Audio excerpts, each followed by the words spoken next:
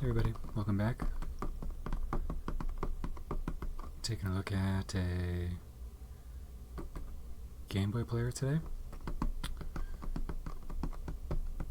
for the Nintendo GameCube. And this is the Japanese player, which you can probably figure out from the box since it has a lot of Japanese on it. And surprisingly, my camera's not too blurry today. Not sure what that's about. So you have the bottom of the box here. With the sides here. A tear in the box. It's unfortunate, but such is life. Same thing on this side, and then we have the back. So when the GameCube came out, I'm not too sure when the GameCube came out if it had all colors available. Jeez, was this orange color even available in North America? Hard for me to remember, but this was a purple color. I forget the what they called the purple GameCube. I think I had a color name other than just plain old purple, and this is kind of creamsicle-ish. I don't know if it would be more vibrant in person, and then there's the black and the silver, and I end up getting the purple player because my GameCube is purple, which you can see over here. So this device, it's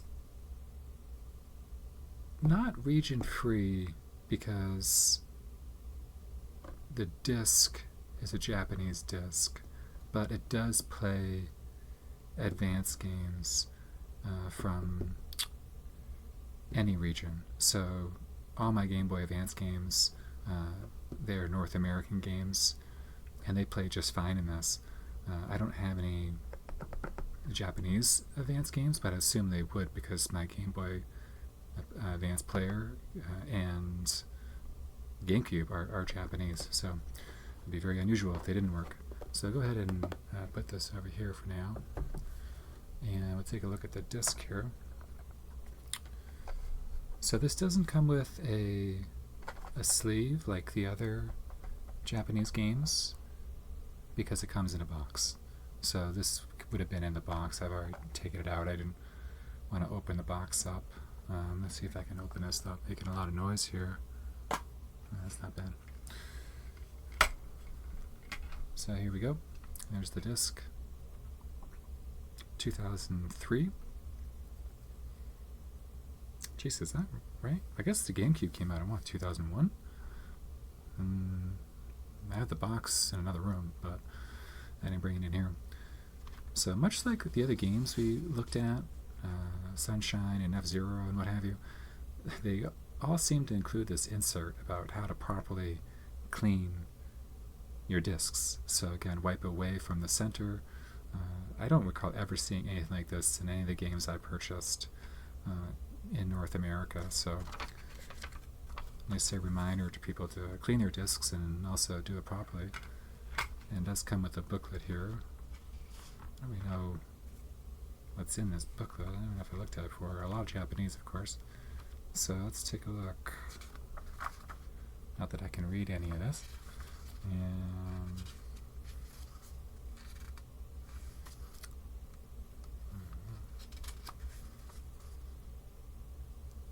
yeah, so basic operation of the GameCube. They tend to have this in all the manuals, it seems. Book's not in color, which is a little surprising because all the Japanese games I have, the booklets, they're in color. So, and the actual Game Boy player itself. So this would be, it's currently attached. I didn't feel like detaching it for the video, so you'll see what it looks like. You can probably also hear my dog barking. That's Peter Barker, and he's on the deck. Looks like a squirrel got his attention or something. And here's the disc here. So here's the eject button on the side. We'll take a look at that, and the screws in the bottom. How to install it, pretty straightforward. And then inserting the game, it's face down.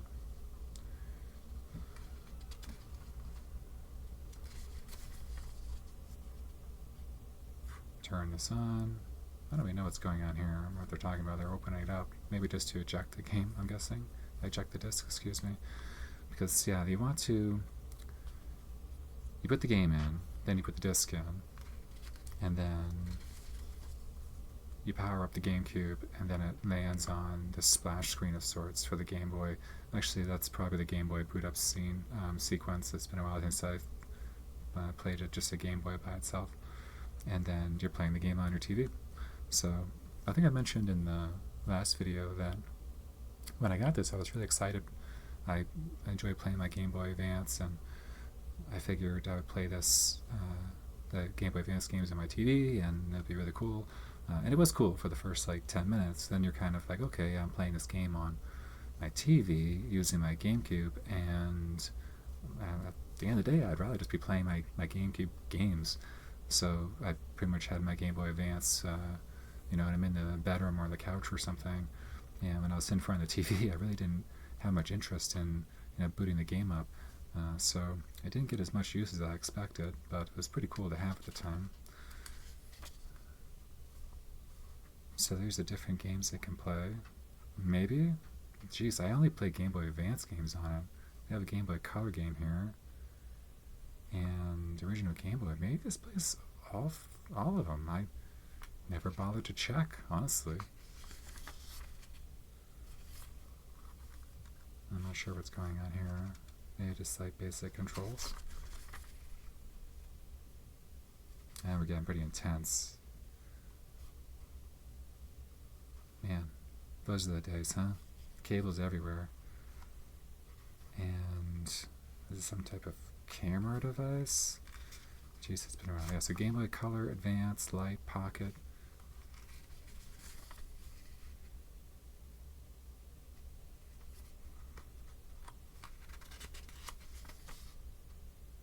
I feel like was it a Zelda game that came out at the time?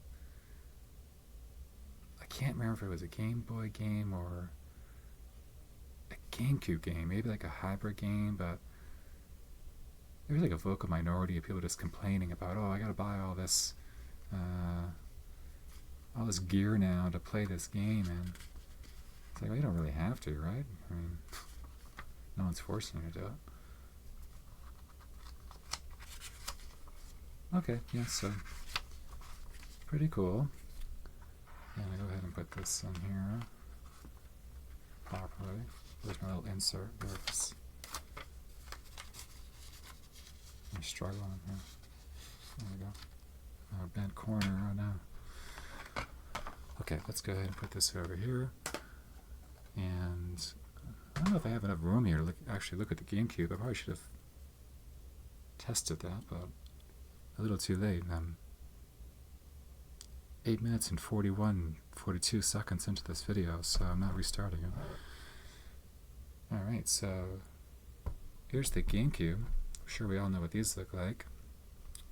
And this is the, I can't remember if I talked about the GameCube during my Game Boy Advance videos or not, but this is, I want to say, the very first GameCube, in a sense, the model number. I imported from Japan through NCS, National Console Support, which I think is still around. They're based in New York.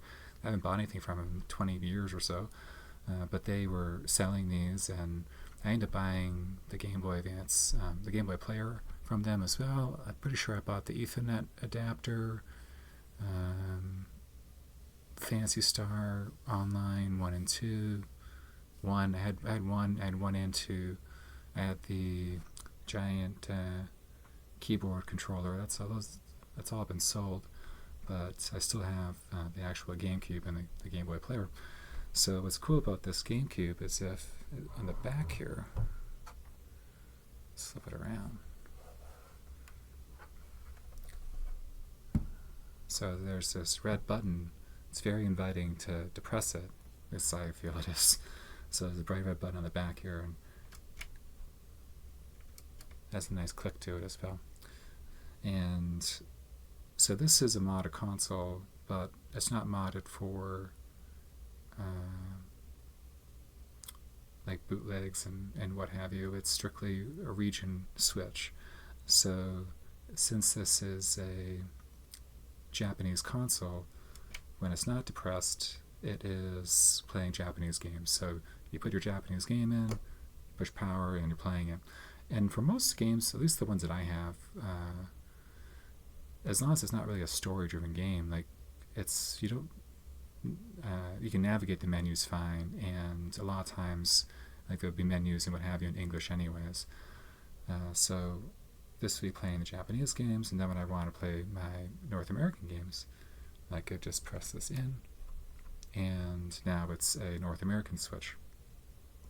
So this was really handy to have, because there are certain games, like for example Soul Calibur 2 was one of the games I talked about that just came out earlier, and I wanted to play it, and it wasn't that much difference from a pricing standpoint. So is it DOL or D0L? No, DOL 017 2000. Yeah, so I want to say this is the first one. Oh wait, no, this is the Game Boy Player. The serial number for the GameCube would be on the other side of it. And then spin around here. Again, that's where the game would go in. And then we have the eject here. So what's funny about this eject button is that it ejects the game. Like the game will go shooting out of the Game Boy Player, and which really catch you off guard the first time you do it. So it's definitely a legit eject button. So I need to be mindful of that when using it. But yeah, this is a really cool system. Like it feels a little more complete to me with the Game Boy Player included for whatever reason. And I've had this system now for 25 years. It's really hard for me to believe, and it works fine, no issues whatsoever. Granted, I've been able to take pretty good care of it, so that definitely means a lot when it comes to your console still working. So it's I still have it. As you can see, I've been talking about selling it.